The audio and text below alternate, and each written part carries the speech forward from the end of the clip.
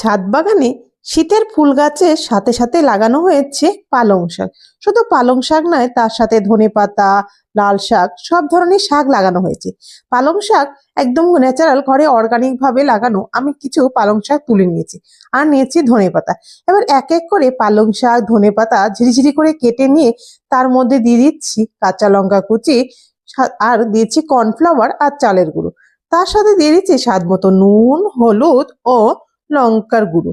তার সাথে জোয়ান দিয়ে ভালোভাবে আমি হাত দিয়ে মেখে নিচ্ছি। দেখতে দেখা যাচ্ছে অনেকগুলো, কিন্তু পালং শাক যেহেতু নরম, তাই একদম হাত দিয়ে চটকে এরকম হয়ে গেছে। তার সাথে দিচ্ছি সামান্য সাদা তিল।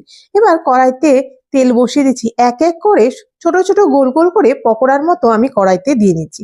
এবার গরম গরম ভেজে নেব লাল লাল করে পালং ও ধনেপাতার পকোড়া। সন্ধেবেলা চা বা কফির সাথে ভীষণ ভালো লাগবে। শীতের দিনে সন্ধ্যের সময় চা বা কফির সাথে এরকম গরম গরম মুচমুচে পকোড়া হলে মন্দ হয় না, তাই বানিয়ে